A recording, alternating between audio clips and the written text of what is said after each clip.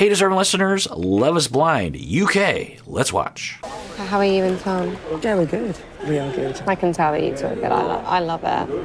You and Fred? You and Fredda? Me and Fred. Me and Fred are great. You and Fred?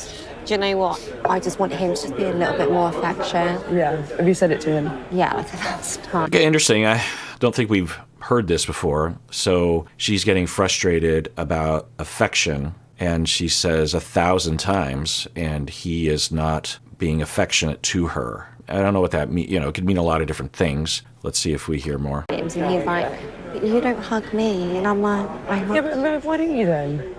Because I do, and then he just like does something silly. Okay, so I don't know if I've been reacting to this, you know, in one of my videos, but Freddie has been in their interactions. He's been silly and kind of goofy, and it has bothered her a bit when they're in public and that kind of thing. And he acknowledges that he's like that, and I think his mom even said something along those lines, like he could be a little goofy, childish in a way.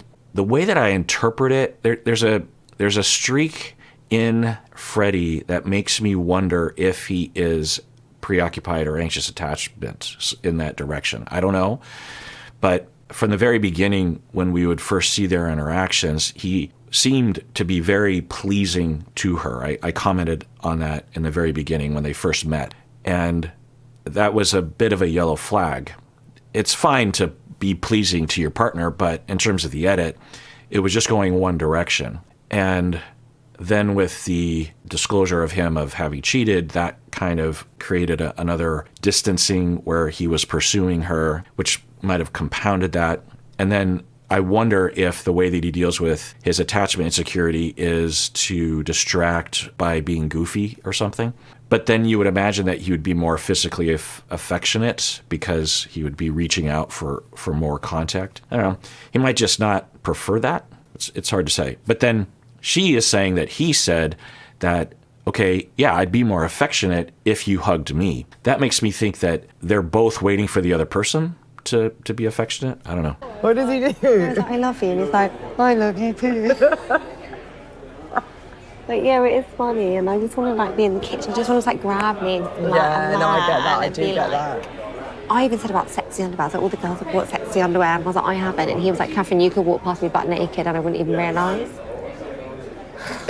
So I'm curious what that is. It could be a lot of different things. Even if it is accurately portrayed by Kat, then I don't know.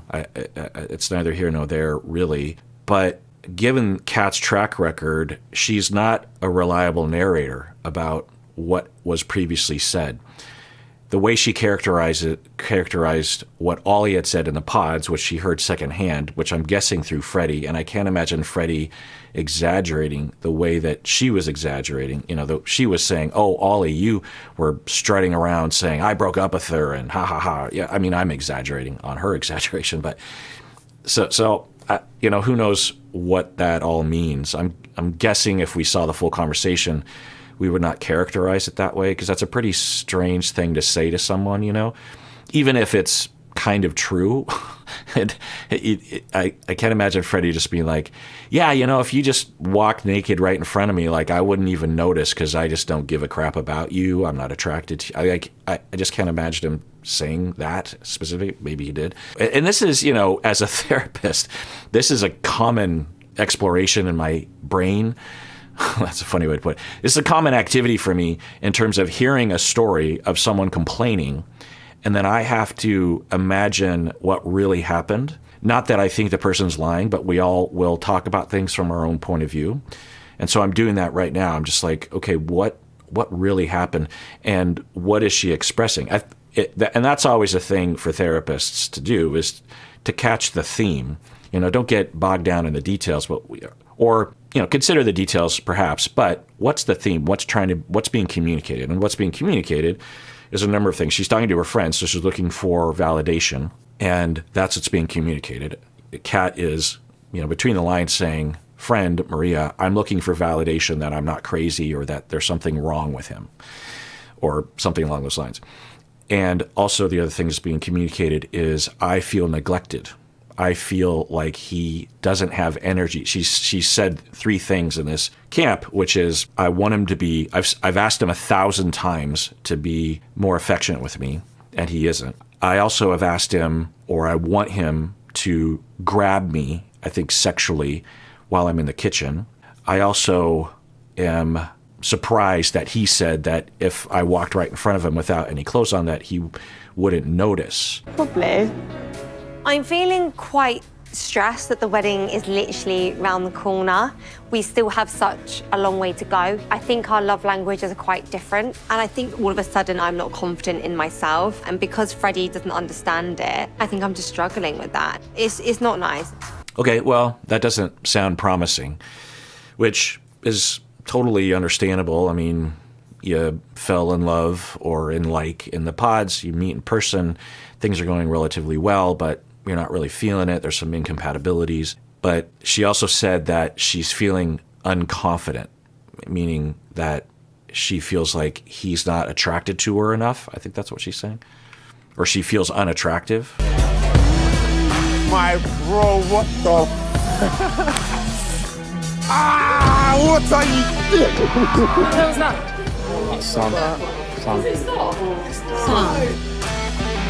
So whenever I watch these scenes, I remember what my contact on the show will tell me behind the scenes.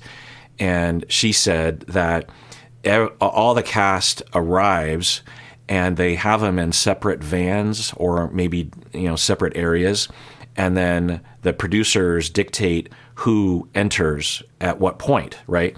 And they are monitoring everything that's happening with the lapel mics that are happening, and they have to have like dozens of people that are doing that because there's dozens of lapel mics, right? And there's all these camera people and everything. I think they have a rough outline of like, okay, we want the main couples to come in at this, and then we want to add these randos. And, the Sam reveal is a big deal because of the Ben and Nicole thing. So now when I see these scenes, I just think about Sam sitting in a van for like 2 hours waiting. Is it my time yet? And then my contact also said that sometimes they don't send people in.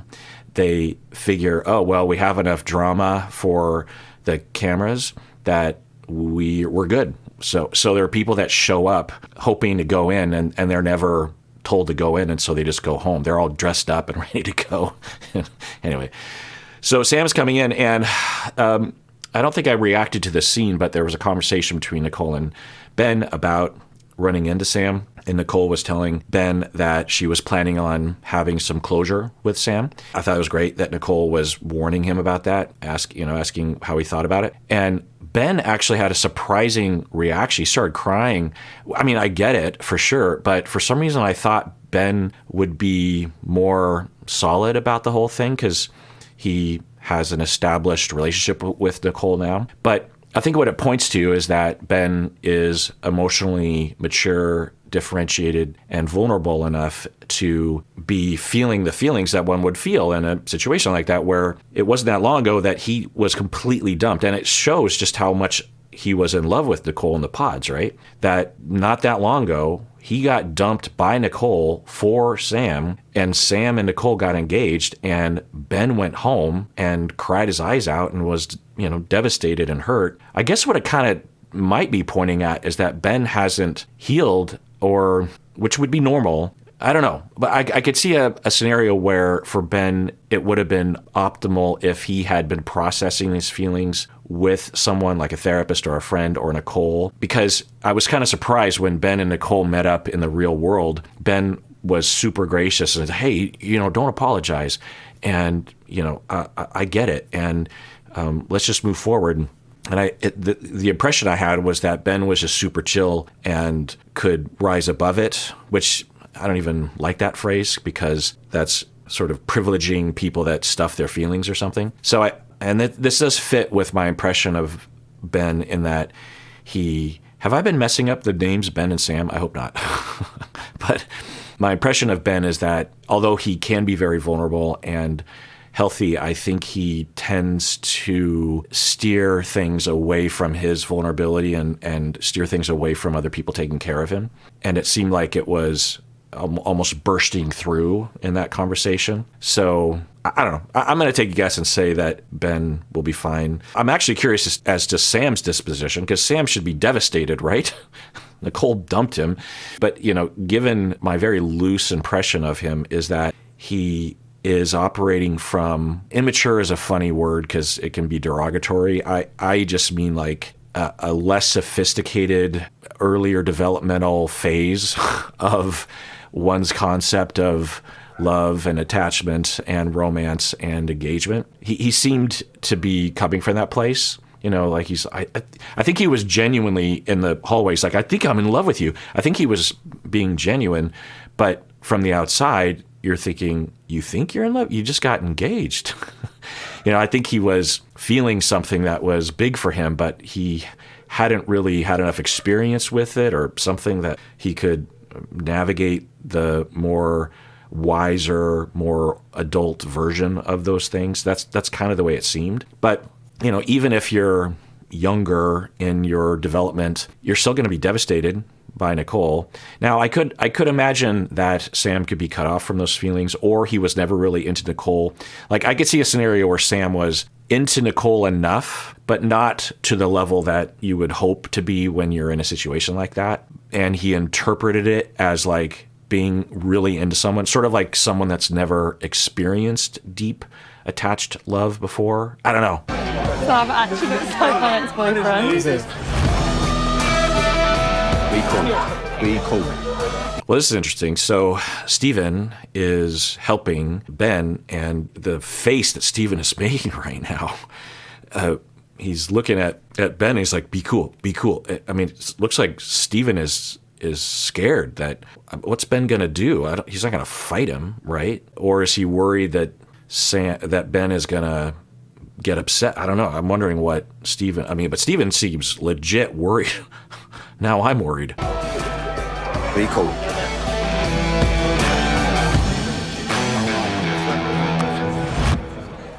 Good to see you, mate. How you doing, buddy? Yeah. You good? You good? That's good. Yeah. Yeah. I don't think Sam knows what Ben was saying about Sam. I don't know if Sam would be super cool with Ben right now, because, you know, Ben's been talking a lot of crap about Sam behind his back, whether it's justified or not. And yeah, this is certainly not a Josh Marshall situation, right? You okay? Yeah, I'm good, man. How you doing? Yeah? You well? Yeah, I'm good. We'll talk. Maybe. You good? We'll see. Sam's like, we'll talk. We'll definitely talk later. And Ben's like, we'll see. And now Sam is saying, you don't want to talk? Okay, yeah. I mean, I could see both sides, right? It's certainly the show tradition for the two of them to talk. You want to talk? We'll talk. That's okay. Yeah, I know. Talk here. No. We'll talk. It's all good. I need to meet people. I feel like I haven't met everyone. He didn't say hello to you? No. He's a bit rude. He ignored you. Yeah, I wonder if Ben has some kind of trauma around being in competition or something. I mean, it would be rough to be in his shoes, but he seems to be acting in a way that he doesn't typically act. Of all the cast, and I'm sure there's a lot of, you know, strengths among the cast members, but Ben seems to have the most level of the heads. I mean, Nicole seems, well, I don't know. Nicole chose Sam, which I don't know what that says. It's not an indictment on a personality. But anyway, we're seeing a side of Ben that is a little counter to the way that I've seen him thus far, which is interesting. So he turns to Nicole. He's like, did he say hi to you? And Nicole's like, no. And for some reason, Ben and Sam are kind of like the same name to me in my head, and I have to really think about. But anyway, for Benaiah, maybe if I say that, for Benaiah, he says to Nicole, well, that's a bit rude that he didn't, and I just can't imagine that. So is Ben saying, come on, Sam, come over here and hug Nicole? I think Ben is like trying to make a point to Nicole of just like, oh my God, look at that guy. He didn't even come over and talk to you. Like you should definitely not like that guy, right? Good? I I just don't like this drama. Same. I mean, he's here for airtime. Everyone knows that. It's really shit. Okay, then he is on that analysis saying that Sam is just here for airtime. Benaiah has been saying in the pods and after that he heard Sam say things that indicated that Sam was just there for airtime, for clout. And we did not see those direct statements. I guess we saw indirect evidence of that, maybe, but nothing definitive. And I'm just going to take a guess and say that either Ben thought he heard things or they didn't include it in the edit. And if they didn't include it in the edit, then they're waiting for the reunion to reveal to us, or they didn't include it in the edit because they want us as an audience to not hate him and want us to be more on the fence about him. I don't know. Like, Does it? fitting image of my ex. Like, fitting image. It's very weird. What do you think of all the girls now you've seen them? Charlotte. I spoke to her briefly. She's nice. Yeah. Yeah, I think she's attractive. Oh, I heard you the first time. I feel like they all need like some sort of handout with guidelines as to what they're supposed to say, because it's such a weird they've in all likelihood never been in a situation like this, right? It's such an odd scenario where the people that you might have been engaged with literally 2 weeks ago or 4 weeks ago are just arriving at a party, and you have to be there with your current partner and talk about. So a little dynamic there. Kat is really adamant. In the edit, we saw her say that Sam looks just like her ex, maybe like 3 or 4 or 5 times. And then she comes over to Freddie, and she's like, he looks just like spitting image. And Freddie's just like, okay, yeah, it's interesting. And I don't know if that was affecting Freddie at all. And it's not a direct statement that would trigger someone necessarily, but you could see how it might not be like, really? Wow, what a great thing, or I don't know. Because the way that Kat was saying it seemed to be attributing something to Sam anyway. So then she asks him, what do you think about the women here? And he says, yeah, it was great, talked to a couple people, and, there's another woman, she's attractive, and then Kat says, okay, all right, I heard you the first time. And, maybe this is just a little thing that's happening, but as she has said, Kat has been hurt in the past. I think she said she's literally been, did she say she was cheated on by every one of her past partners? I think she said that, right? Yeah, she said every past partner had cheated on her. So, I think she's exhibiting. But what should be on that handout is make sure that every person that comes in to this party, that you turn to your partner and say, you are the most attractive person in the room. A new woman walks in. She might be attractive. I don't know. I'm not really caring about that. But you're definitely the most attractive person to me, and I'm into you. And no one can come between us. Because of the nature of the scenario, it's not unreasonable that you would have to say. And what you don't want to say is, wow, that person's really attractive. I'm just thinking of Jimmy and Chelsea. Now, on the other hand, there's nothing wrong with someone saying, yeah, I recognize that person is attractive, and not expect that your partner is going to be extremely hurt by that. It's nothing inherently threatening about it. But at least you want to follow up with something, yeah, she's attractive, but doesn't mean anything to me because I'm in love with you and I'm attracted to you, and no one can come between us, or something like that. I don't know. You don't know when to stop, do you, babe? I'm going to... Why do I say too much? Yeah.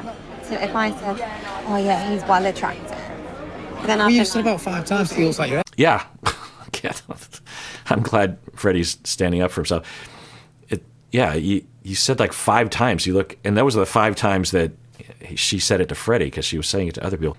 And you seemed like really enthusiastic about it. It wasn't just like, oh, that guy looks a lot like one of my exes. Interesting. She's just like, oh my God. But yeah, so he says, I think 1 time, maybe it was twice. I only heard 1 in the edit. And I think they both need that handout. But when you've just told me, like, twice, that you find that attractive, think how that should make me feel. Think how that should make me feel. I need to know Okay, so they were having a talk. She was saying she wanted to leave. I think this is her traumas coming up, and it's distorting things, and it's making her feelings very big, and it's making it hard for her to see things objectively and to recognize his point of view or his feelings, which is normal for all of us to do. And he seems frustrated. They edited that, so I'm going to take a guess and say that Freddie and Kat had a bit of a back and forth there. I don't know. All right, well, let's adjourn there.